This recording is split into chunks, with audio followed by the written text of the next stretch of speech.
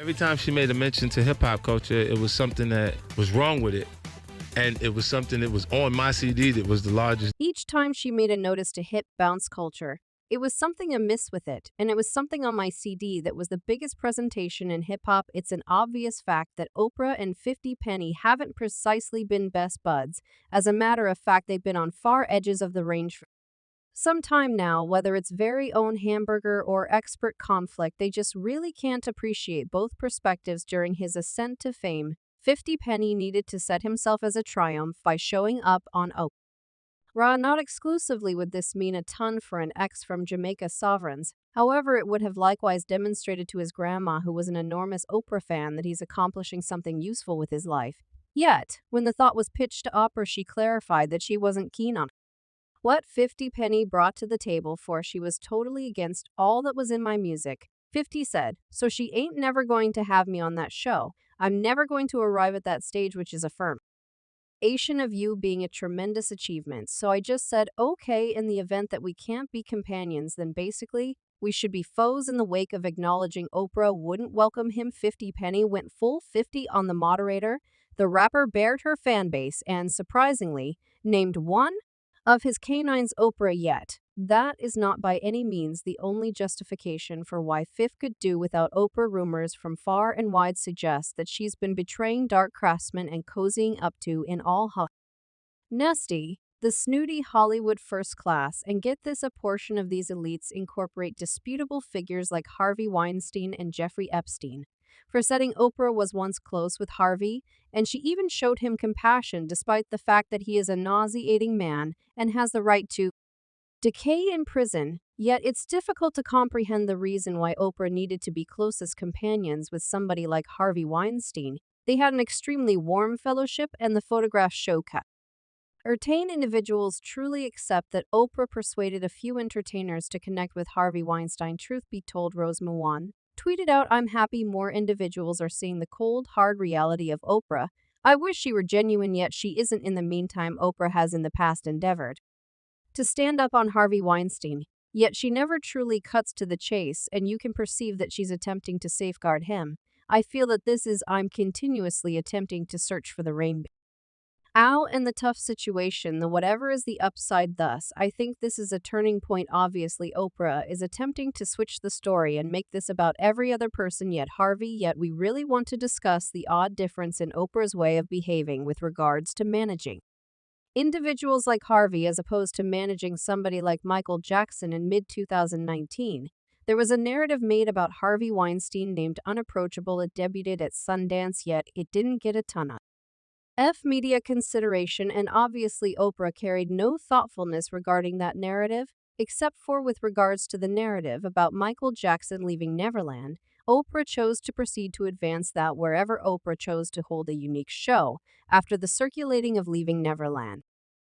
This choice brought up issues about her inspirations and the selectivity of her activities. She welcomed some of Michael Jackson's supposed casualties to share their accounts on her show, yet observably precluded any designs to welcome Harvey Weinstein's casualties to talk about their encounters. This disparity caused a commotion and welcomed hypothesis about Oprah's apparently defensive position towards her companion Harvey Weinstein, while deciding to focus on figures like Michael Jackson. What added an extra layer of interest to this present circumstance was the way that Harvey Weinstein was an indicted criminal. His culpability, deeply grounded and plugged, the proof against him was overpowering, ruling out uncertainty about his activities. So for what reason did Oprah apparently try not to consider him responsible on her foundation?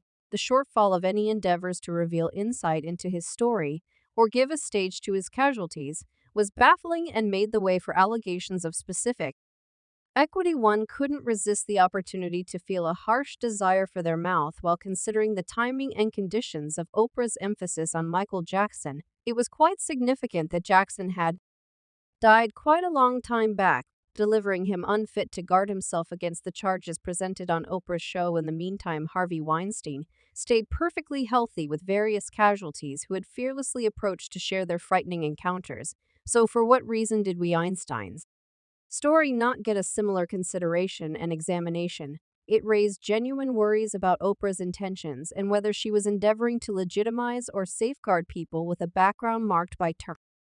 Rival conduct this contract cont between the treatment of Michael Jackson and Harvey Weinstein cast a sad remnant of uncertainty over Oprah's expectations. It brought up issues about her obligation to equity and her eagerness to consider strong figures responsible with Weinstein's broad rundown off casualties and his criminal conviction. One would have anticipated that he should be at the front line of conversations encompassing abdominal muscle and wrongdoing, yet Oprah's evident quietness on the matter left space for theory and welcome distrust about her actual aims in the midst of the twirling debate encompassing Oprah Winfrey's relationship with famous fake figures like Harvey Weinstein and Jeffrey Epstein.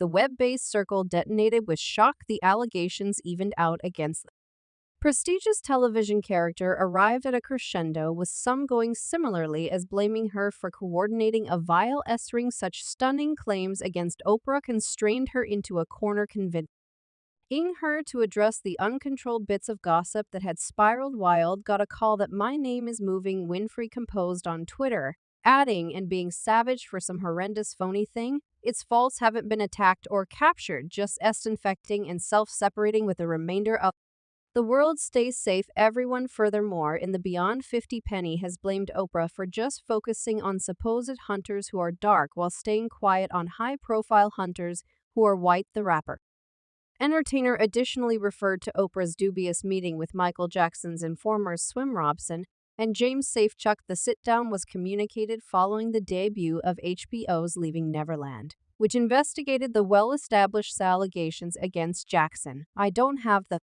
foggiest idea about why Oprah is pursuing people of color. No Harvey Weinstein, no Jeffrey Epstein, just Michael Jackson and Russell Simmons, 50, once composed on Instagram. He then, at that point, turned his course to Gail Lord, Oprah's dear companion, who directed a broadcast interview with R. Kelly in the midst of re-established shock over his supposed stomach muscle. This is miserable, Gail hit R. Kelly with the final knockout narrative. Each time I hear Michael Jackson, I don't know whether to move or ponder the young man's butt. He composed these narratives are freely sentencing their objectives. It makes them blameworthy till demonstrated guiltless now, beside blaming Oprah for purportedly safeguarding wrongdoers. 50 Penny has additionally gotten down on the anchor person for being a Hollywood mannequin and taking from dark entertainers for setting taraji in a roundabout way, yet Oprah on Impact for supposedly coming up short on her in the new film Purple. The show unfurled during a press visit where Henson, encapsulating the personality of Shug Avery in the eagerly awaited movie, uncovered the brutal insights of her Hollywood process. The disclosure that sent shockwaves through Hollywood came when she showed up on Gail Lord's Sirius XM show. It appears to be each time I follow through with something and I break another discriminatory constraint. When it comes time to revise, I'm at the base again.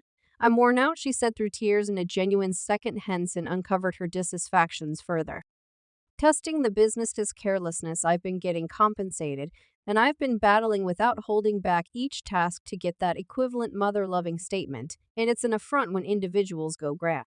Yes, young lady, you work constantly, consistently, function admirably, god damn it. I have to. It's not on the grounds that I want to complete 2 films per year, and that is that I have need to work in light of the fact that the math ain't my thing and I have bills, she said, prior to adding, listen, I've been doing this for quite a long time, and in some cases I become wary of battling in light of the fact that I understand what I do is greater than me.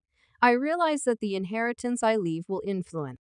See someone coming up behind me. My request is that I don't maintain that these people of color should have the very battles that me and Viola Davis, Octavia Spencer, we over here thugging it out and nearly needed to leave Variety Purple. Yes, ma'am. Who got out whatever? Yes, ma'am, since you know. What furthermore, at a new profession review facilitated by the Droop After Establishment, Henson extended her considerations and uncovered the compensation issue almost prompted her not featuring in role. I'm truly burnt out on individuals of color having a similar story, she said. Each time you accomplish something truly mind-boggling, it's practically similar to the business views at it as an accident, like, gracious, that resembled somebody time thing arranging a battle without holding back to get what you made the last time.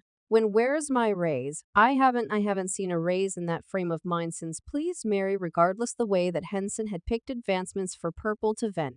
Elate these issues had those watching persuaded it was a sharp grumbling towards the movie's makers, especially Winfrey. The contention went further when TikTok clients started criticizing two recordings from a press occasion to advance purple while dissecting the two ladies' nonverbal communication. TikTokers became persuaded Henson and Winfrey didn't get along, and that the Shug Avery entertainer looked desolate and awkward around her maker Taji and rapidly turns away and presently take a gander.